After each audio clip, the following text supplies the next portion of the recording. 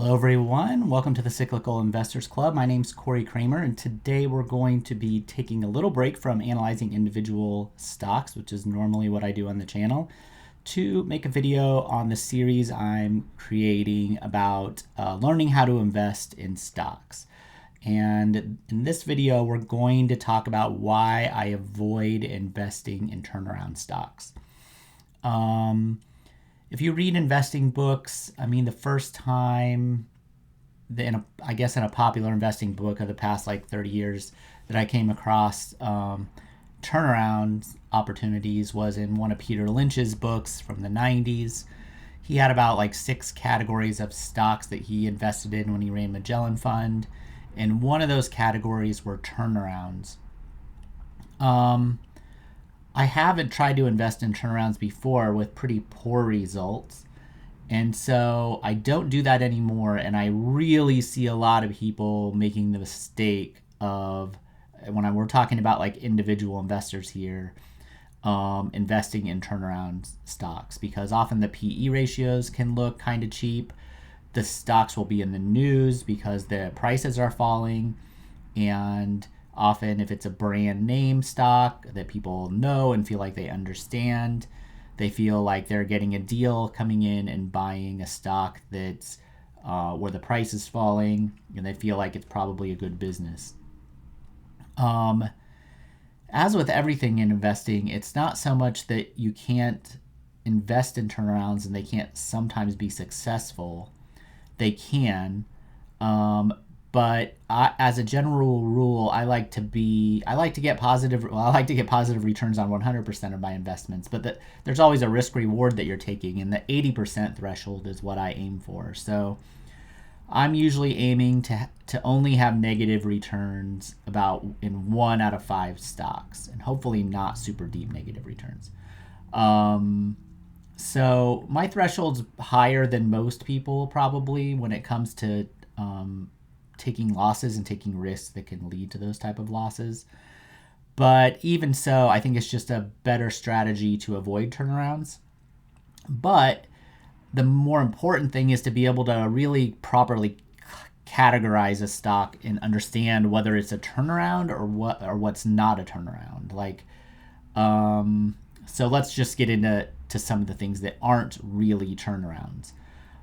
Cyclical businesses that are known to be cyclical, that have a history of being cyclical. And by cyclical, I mean earnings that fall a lot, let's see, maybe a Caterpillar is a quality or more quality one. So you can see the dark green area here, earnings fall a lot, another down cycle, earnings fall a lot, another down cycle, earnings fall a lot, but they always recover. That's a cyclical business, okay? This is a more higher quality one. So when earnings fall for a cyclical business during a downturn, that's normal. That's not a turnaround. So these I don't consider turnarounds. These are cyclical, and you can look at the history of the business earnings and tell whether it's cyclical or not, usually, provided that it's a company that has a history. So the history is important. I would say if you're just starting out investing, you want at least history going back to 2006 on most of the time, unless it's like a tech company maybe, that like Facebook or Google or something like that, where they just haven't been around long enough. Even then it's a little risky because you don't know what the down cycles are going to look like. But you want to categorize a stock first. Is it cyclical? Is it not cyclical? Is it just volatile and unpredictable? So those wouldn't be turnarounds either, because they're normally kind of unpredictable to begin with. Now, the second thing that would make a stock that might look like a turnaround not a turnaround is a recession, a macro situation for their industry that's affecting everybody in that industry pretty much the same. And it might affect everything negatively, but it's not anything to do with that particular business. So that's still a cyclical downturn, but it can be industry specific. So if you have, let's see one we bought here. I'm really just going off the top of my head here. Yeah, so when energy prices, Valero is a refiner. So when energy prices collapsed during the Great Recession, earnings collapsed. Well, that makes sense. When there was kind of a second collapse in energy prices, we have another earnings collapse. And then when oil was negative and nobody was driving and using gasoline during COVID, earnings collapsed again. So that's not a turnaround. So when you can see when they earnings jumped straight back up, that was more of a normalization, right?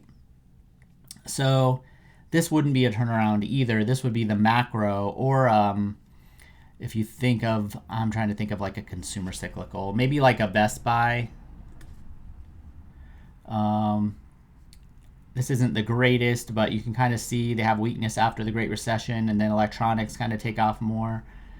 And now we have a boom, and now we're coming off that electronics boom. So yeah, like right now when you look at Best Buy here, this to me isn't a turnaround. It might become a turnaround at some point.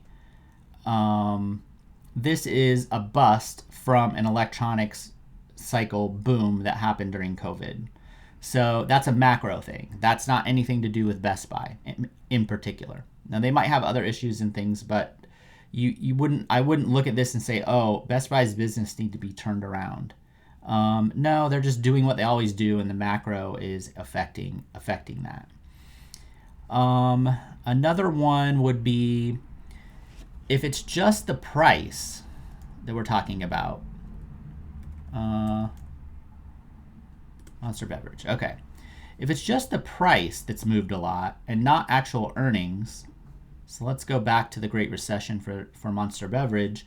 Earnings for them were growing during this time period, okay? But the stock fell approximately over 60%. I think it's even deeper than that, actually, if I really got the peak to trough. So I think they fell like 70% or something. Earnings were growing.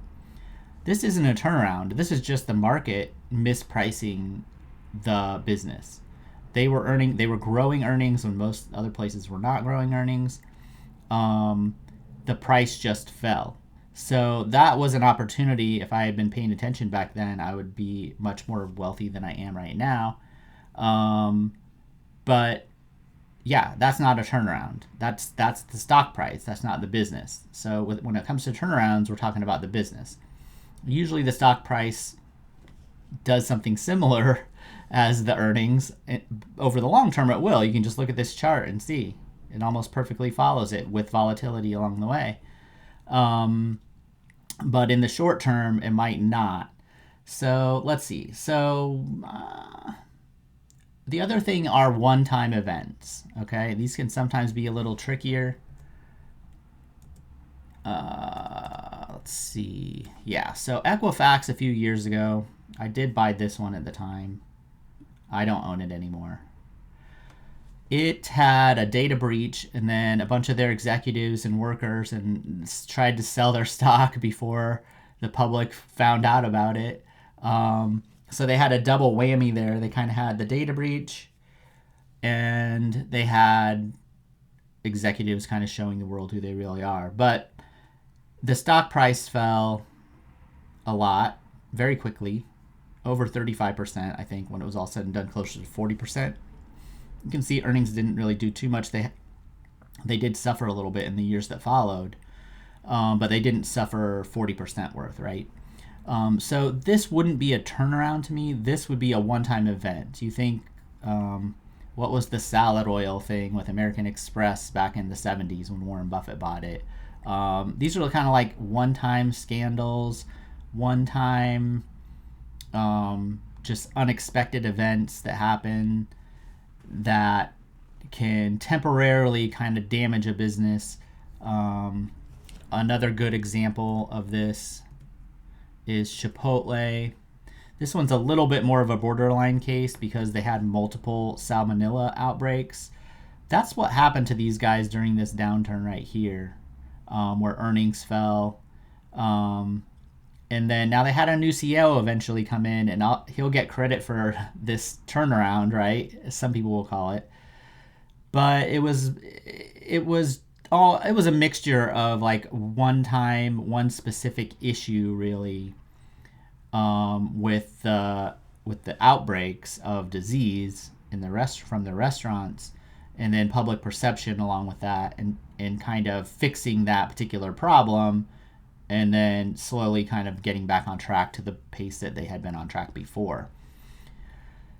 This could be a turnaround, but it's a focused business, and it's not a conglomerate, which is what a lot of these others that I'm about to look at will be like.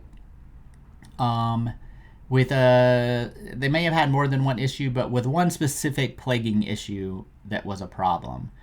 So I wouldn't argue too hard that you couldn't state that it was a turnaround, but it was a pretty precise type of I even wrote an article right at the bottom saying the price that I would be willing to buy it. And then the next day, Bill Ackman announced he bought shares and it went up. I think it was right here. I think my article may have came out on the day before or something. And then I think while the article was still being read a lot, the new CEO was hired. So I remember all that. So I was like, yeah, it's almost low enough for me to buy. And then boom, I never got a chance to. So I missed out on all this. I blame Bill Ackman, but that's okay. 40% CAGR. So, and that happens sometimes. But if you'll look, it took them 1, 2, 3, 4, 5, 6. It took them 6 years to regain their previous earnings peak. So you knew what was possible if they just fixed that one problem, basically, and give it some time to rebuild their brand. So this one could kind of go either way, but you can tell that if it's just one specific thing that happened, that if one thing was fixed, that would fix all the problems. That's rarely the case. If you could find one like that, then that would kind of be a borderline case where you might want to take a chance on it at the right price. Okay, so those are the cases where it's probably not truly the type of turnaround that I'm talking about. I'm talking about turning around a business, usually a big business, and usually an established business. All the examples I give are going to be like S&P 500 businesses where people just keep buying deteriorating fundamentals with the hope that they'll change, basically. And sometimes the change will be a change in capital allocation. Sometimes it'll be a new CEO. Sometimes it'll be some kind of merger. I mean, there's a whole different ways that it can go down. But it's almost always worth avoiding them once a certain threshold of badness has occurred. I'm just going to use earnings in this video. I have a few other basic metrics that I can tell when things are deteriorating with an established business. And I think the first one with General Electric actually triggered back in 2004 at the beginning of this one. I've looked at this one a few times. I've never written on it just because nobody would ever listen to me anyway on it. But I think it would have first been triggered here, and then it definitely would have in here. Like, this is the spot where if you hadn't sold this yet and you were still hoping for a turnaround, you weren't a very good investor at this point. So the stock right now is coming off a bottom, which may actually finally be a turnaround. It's still down 50% off its highs. Everybody that bought in here has just gotten creamed either by inflation or by the rest of the market, or they're actually negative in the stock right now. People that owned it back in 2000 when it actually peaked are like way, way down. So it's a disaster. And everybody that tried to pick the bottom in here was basically all wrong. I mean, now I think the new thing is they're going to divide the company up, which maybe that's the right thing to do. I don't know. But my main point is, let's say this is successful. Let's say this turnaround is successful and they still haven't even earned what they earned pre-pandemic yet. But we'll never know because they're dividing the business up, so we aren't going to be able to track and tell whether it's successful or not. You'll get a lot of this when Wall Street has ways of just making sure you can't look how bad some of these things go sometimes. They'll divide the company up, they'll merge, they'll look at UTX and RTX, which people love those. That's the same thing. They had no growth. I don't know, maybe I'll just look at it for fun. This isn't really in the example, but there's no growth from like 2014 or so to wherever they merged, and there still hasn't been any growth in earnings. So, but the executives are getting paid. People think they're doing a good job because whatever, the engines don't even work properly that they're making. And if that sounds harsh, hey, that's fine. It's not my job to be nice to people and I don't have anything against anybody individually, but I don't want individual investors getting sucked into these no growth businesses where it's always a turnaround for years and years and years. And you end up, if you bought the stock here, you're getting a 4% return. That's barely ahead of inflation over this time. Cash wouldn't have performed better because it's yielding nothing, but you get the point.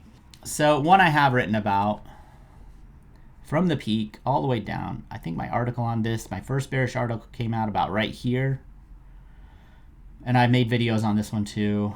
We're down 60% all along. And I tracked it because I was thinking about buying it. The earnings trend was pretty good here. But then once you looked at the capital allocation, they were borrowing money to buy back shares. Bad sign. The debt was going up. And real earnings growth was going nowhere. Revenues were stagnant. So there really wasn't any reason to pay a 20 PE. You can see how expensive it still was in here, like high teens PE, 20s up here still, to pay that for a business that's not growing. And this basically has just continued. And now, maybe at some point it'll be cheap enough, right? But now they have more debt, and I think whoever the new CEO is not doing the same poor kind of capital allocation. It doesn't appear, but there's a big mess to fix. So how long does that take to fix? Nobody knows. It can take a long time. So even if you thought, man, I got a great deal in March of 2020, well, we're almost 4 years later and we're down 20%. And earnings are down. Earnings are about flat, probably once you take out the buybacks that they bought back during this time. So, and it had a great track record going in, a lot like GE, but it's not a turnaround you want to be stepping in and buying. Generally speaking, 80% of the time. Estee Lauder is another one I warned people about on this channel back in 2021. Somewhere in January or February, probably February. And it's down, I don't know. You warn on valuation when they're like a 50 PE when they don't deserve to be, but now you see the earnings deterioration and everything else that's happening. Now, will they maybe someday turn around and start coming back? Sure, but who knows when the tide turns, and then who knows how long it's going to take to ever get back to my prediction is they don't ever get back to this all-time high again. I wrote an article on it. So all the investors who, it's down however many percent. It's down however many. Imagine buying this dip and you think you're a genius you're up 30% in a couple months, but then now you're down 35, and then the outlook looks horrible. One I did buy that turned out to be a turnaround that I didn't think was going to be a turnaround was Intel. So I don't own this one anymore. I don't know. I don't think I ever made a video on it. Maybe. It might be on my board that I haven't done yet. But this was unexpected. So at the time, earnings were expected to go up. But yeah, I do remember making a video on it now. But yeah, so now this is turnaround mode down here. And it's like, well, ever since we started going down, it's kind of been in that situation. And maybe they'll come back. Maybe the government stimulus, maybe all the new factories and everything. But they just reported earnings and the stock dropped another 10% or 12%. Actually, it's up here on the chart. So it's kind of disappointment after disappointment. And you never know how long it's going to take. Or if they'll just never catch back up again. That's absolutely possible. So this would be a turnaround for me because they didn't have very cyclical for a semiconductor stock. They didn't have cyclical earnings really going in. I mean, they were choppy a little bit compared to most semiconductor stocks. These are pretty stable. So to have them drop off like this, that means there's a problem with their actual business. And so once I figured that out, I bought like on this October dip. I almost got the bottom right in here, which seemed pretty decent. Oh, the stock is actually right back in the same spot. Um, it seemed like a decent spot. Like I was one of the guys I was making fun of a second ago, right? I bought here, had a great bump, and then completely it took a year, but then the next year the earnings fell, and then it became pretty clear that that this was a business issue and not a cyclical issue or a price issue or anything else. So it can be hard to tell sometimes, but once I determined that there's a real business issue, I get out. um, if it's not cyclical, if it's not the market overreacting, if it's not something like that, it's a good idea just to not buy, first of all, and then get out. I recently did the Disney article. This is one that might be a true turnaround, but and because we have 1 year, 2 year, 3 years. Okay, we're going into the 4th year of the turnaround. I've been bearish on it all this whole time, basically. And so now it is like, okay, they should be able to turn it around. It's a question of how long and how much do you want to pay for it. It's pretty pricey still.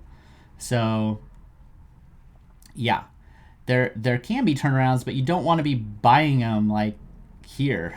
You want to, they can take a while, as you can see, and you want the price to be appropriately reflecting kind of the time that it often takes for the turnaround to happen. I do accidentally buy turnarounds sometimes. Like F5 is probably a good example. I haven't looked at it for a while. When did I buy it? It was pre-pandemic in the summer here. I think I bought it right around here, maybe 2019. So you can see earnings were still rising. They had been rising for years and years and years. The market had really kind of gotten negative on it, and it got negative enough I decided to take a chance. And then we have this earnings decline, and now they're kind of choppy. They did some M&A. They do all the stuff a business typically does to try not to shrink after they've been growing for many years. And so if you take this graph in a little bit closer, you can see that they really haven't had hardly any growth at all the past few years. And if you look at the stock price, it reflects it, just inflation basically. So they're kind of hanging in there earnings wise, but probably with no earnings growth and a 15 PE, that's probably too expensive. And it's a question mark whether they can kind of hold off competition, whether their acquisitions will pay off. And if you're just waiting and waiting and waiting, which is what I did for a couple years, I think I did get a profit on this eventually. I forget when I sold it, but eventually it became clear that the growth trend, that the earnings growth trend that was happening this whole time it wasn't any longer there. And so there's no sense usually in hanging on and hoping when that happens. You just try to find a better opportunity where maybe for a 15 PE, I can get a business that's actually growing faster. Okay, so I think there are some signs, to look for. One is to tell whether it's a turnaround or not. If it's not fitting in one of the categories that I mentioned earlier, and the revenues from 3 years ago are higher than they are at the current time, and it's not a recession or anything, that's usually a sign to sell. I think capital allocation is a big one.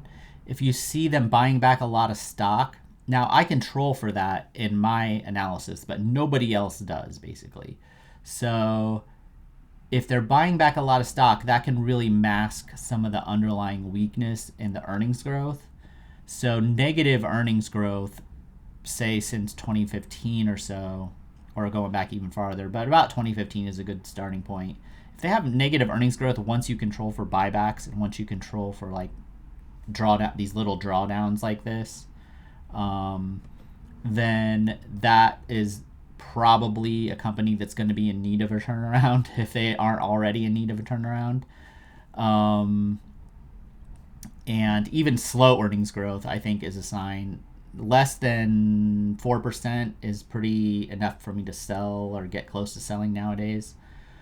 So yeah, if you looked at something like Advanced Auto Parts, I've shown before and made a video on, see all this weakness here?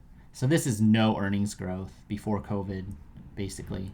And that was a sign eventually of this crash that was going to happen eventually at some point.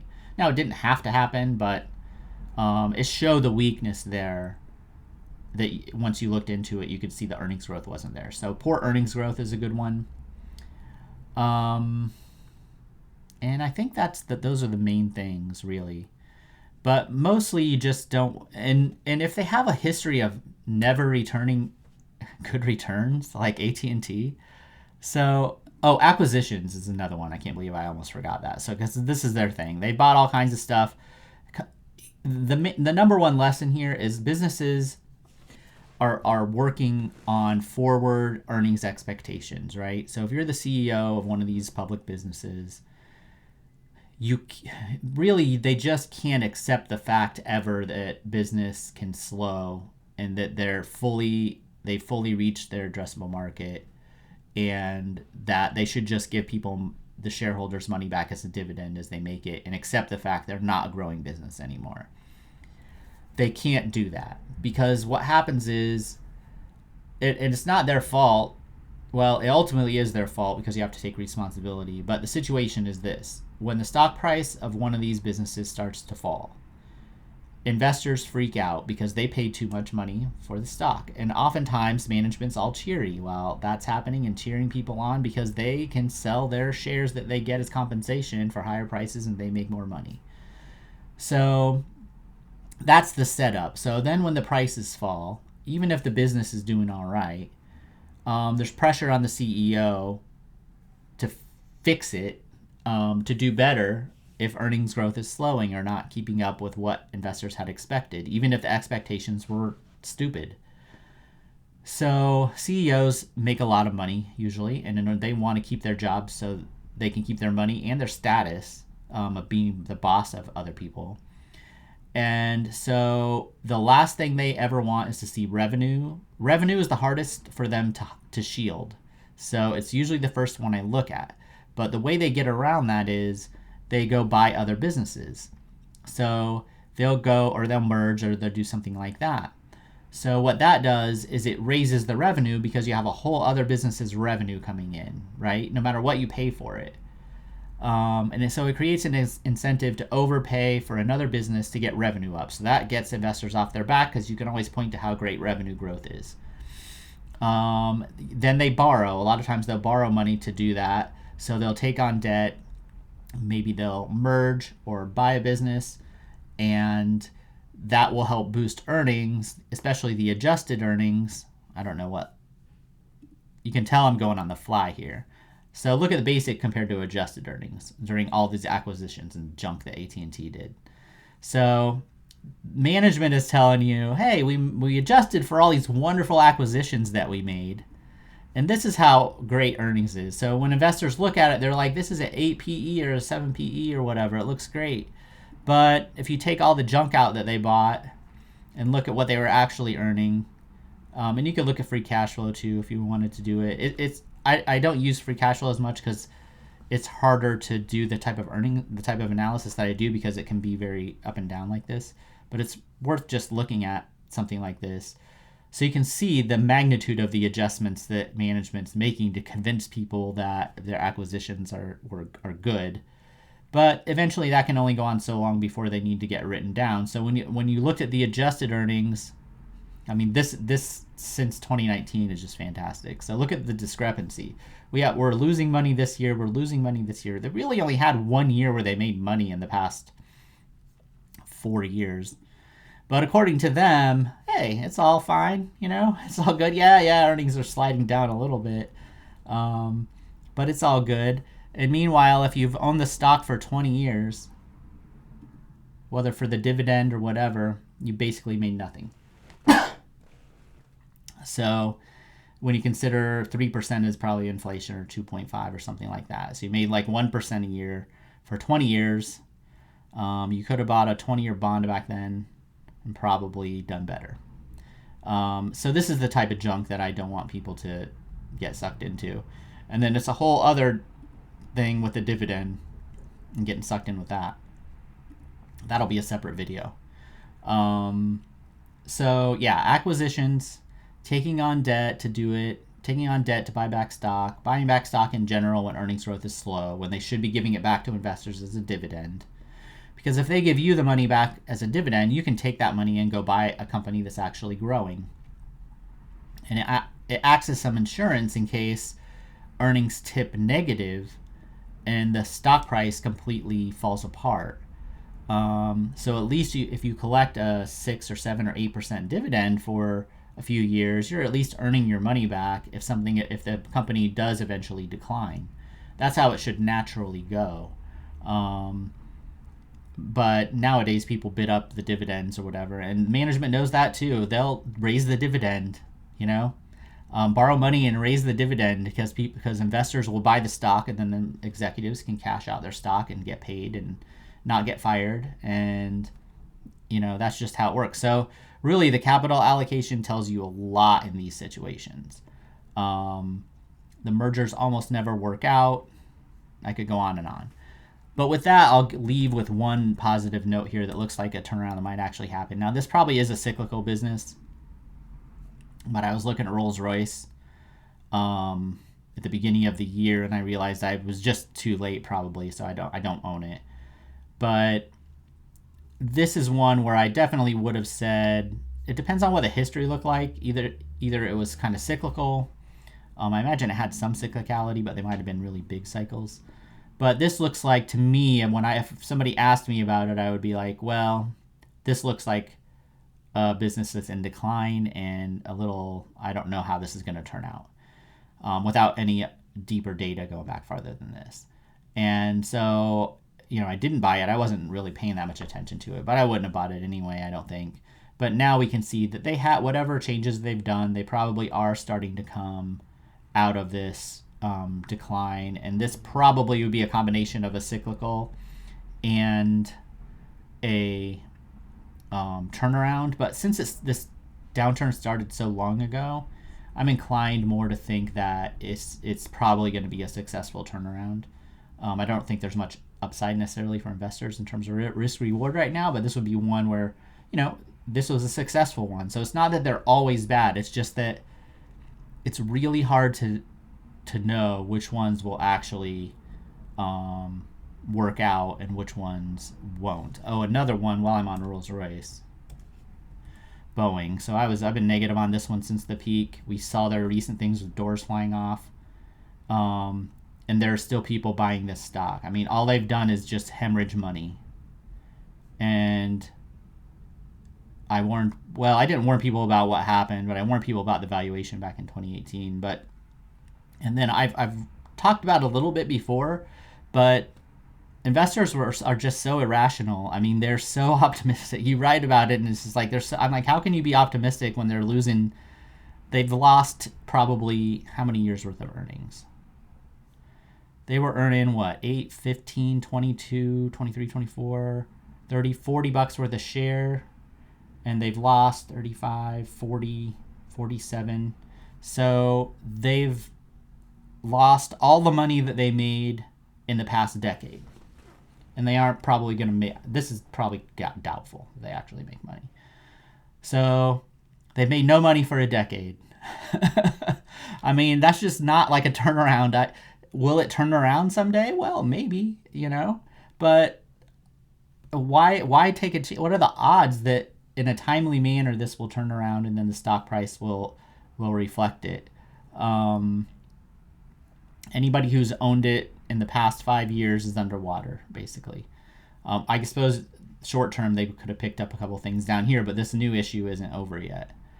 So yeah, these are just not the type of things that I want to step into and buy. And I don't think an individual investor, especially a new one, that might be tempted by a giant decline like this one, right? Even just past there, 50%, and you're thinking, oh, this will subside. Yeah, but they got all these other issues that go much deeper.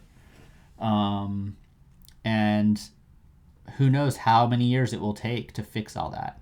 It's just completely unknown.